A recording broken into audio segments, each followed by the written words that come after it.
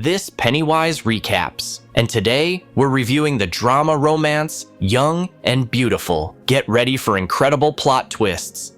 A pretty girl named Isabel is vacationing at the sea with her parents, younger brother Victor, and family friends. The girl has been living with her stepfather for 7 years in a very wealthy family. In the evening, Victor goes around the house to see who is doing what. He sees that his sister is having a carefree time. The next day, he insists that his sister dare to meet a guy named Felix, whom she has been liking for a long time. As a result, Felix invites Isabel for an evening walk, which she gladly agrees to. After the walk with the boyfriend, they are left alone and do interesting things. We are shown that the girl has no feelings, no love, and no tenderness in the process. After everything that happened, Felix walks the girl home and they say goodbye. The next day, Isabel goes to the beach with all her relatives. Felix joins them, and at that moment, he realizes that he is absolutely nothing to this girl, and she feels nothing for him. Summer and vacations end, and the whole family returns home.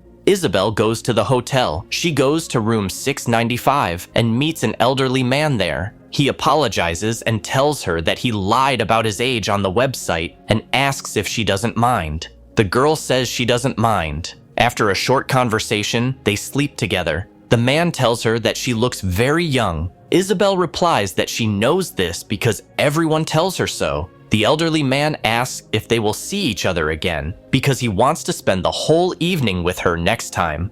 On her way home by subway, the girl reads a book. When she gets home, as if nothing had happened, she hides the money she earned in her closet and later logs onto a website under her nickname and watches various interesting videos. At school, the students recite a poem, discuss the topic of love, and how they spent their summer vacation. A classmate tells Isabel that an old man once molested them, and her sister did some interesting things with him, all for the sake of a Prada handbag. Then she says that she should have kept his number. Isabel asks if she is serious about this, to which the other says no, because she hates Prada handbags. At the next meeting with the client, Isabel is underpaid. When she asks him that they had agreed on 300 euros, the man blackmails her and tells her to be glad that her parents don't know she is selling her body. Isabel immediately goes to another client and texts him that the price has changed by 500 euros. She does her business with him in the car. She returns home and her stepfather accidentally finds her in the bathroom. He tells his wife that this is the second time in a day that her daughter is taking a bath and he didn't hear her come in.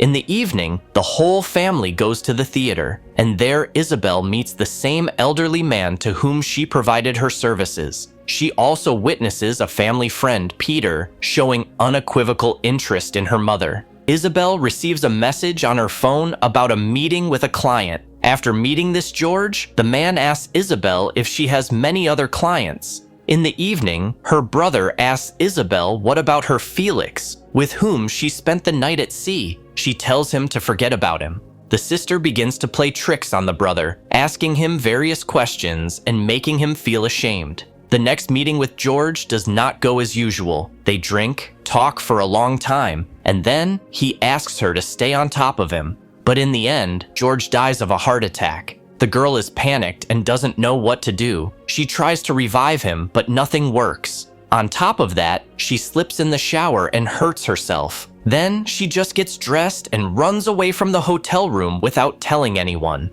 At home, she tells her mother that she slipped in the shower. 2 policemen come to her mother's workplace and show her photos of her daughter from the scene, and she is selling her body. The mother says that this is impossible, and the detectives say that they need to find out whether she participated in this voluntarily or was forced to do so. At home, the detectives show that free access to the internet makes it possible to register anywhere under a pseudonym, and they also find the money that Isabel was hiding in the closet. Coming home from school, Isabel meets her mother, who has been waiting for her to have a serious conversation. She sincerely cannot understand the reasons why the girl started doing this. After all, they have a wealthy family, and they always have money.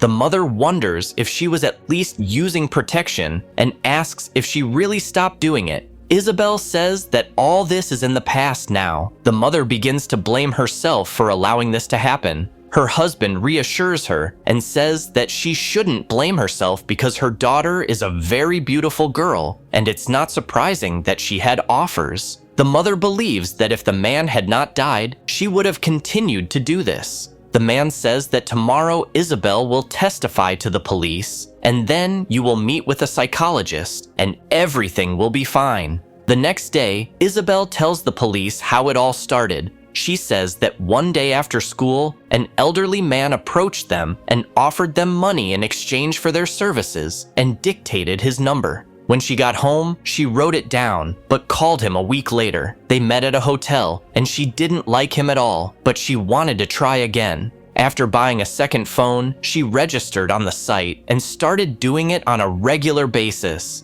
When asked by the investigator if she would continue to do it, Isabel says she doesn't know because it was just an experience. All the police officers warn her that it is a very dangerous experience because you never know who you will run into and there is no one to protect you. Easy money often leads to a vicious cycle. Together with her mother, they go to a psychologist to talk about everything, to share their inner feelings, and to find out the reason for what is happening. Initially, the girl told her parents that she did not need psychological treatment and would not go anywhere, but her mother said she simply had no choice. Isabel says that she could pay the doctor with the money she earned, but her mother decided to take the money away from her and donate it to a charity. Isabel goes to a family friend's house to babysit while her parents go away on business. Upon returning, Peter offers to drive Isabel home, but his wife is clearly against it and takes it upon herself to drive her.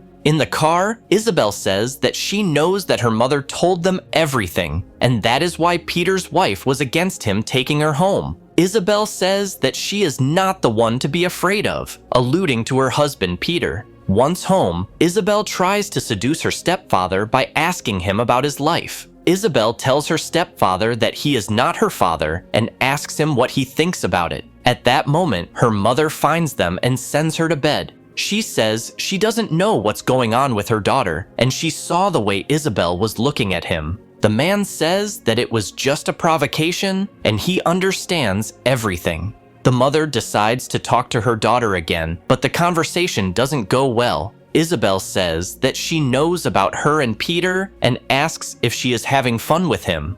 The mother says, what difference would it make if she said she was having fun? Isabel answers that she would know that her mother trusts her. At her next appointment with the psychologist, Isabel tells the doctor that she doesn't feel anything during the process. But when she thinks about it later, at home or at school, she wants to try it again. She says that she used to see her husband who died often.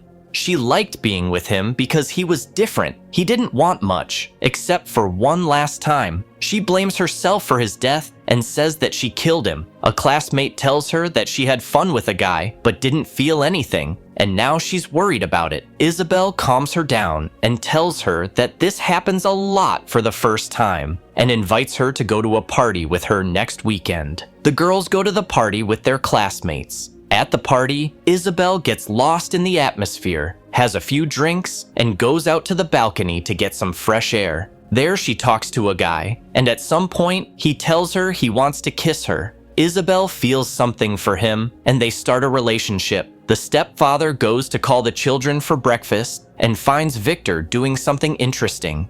Deciding to call Isabel, he hears them busy in the room with the boyfriend. After breakfast, Isabel suddenly tells the guy that it's over between them and she doesn't love him anymore. She takes out a hidden SIM card from the same phone. Next, we see Isabel going up to the same hotel where she went before. An elderly woman comes to her meeting and tells her that she is the wife of the same elderly man to whom she provided services. She tells Isabel all about how they met and their personal lives. Then she offers the girl to come to the room with her for the same fee, arguing that she just wanted to see the girl her husband was having fun with. This elderly woman needed to visit this hotel room as well as Isabel because she blamed herself for his death. After a while, Isabel thanks her for making her feel better. She falls asleep and wakes up in the room alone. Thank you for being with us. Subscribe to the channel, like us, and be sure to click on the bell to stay up to date with our new videos.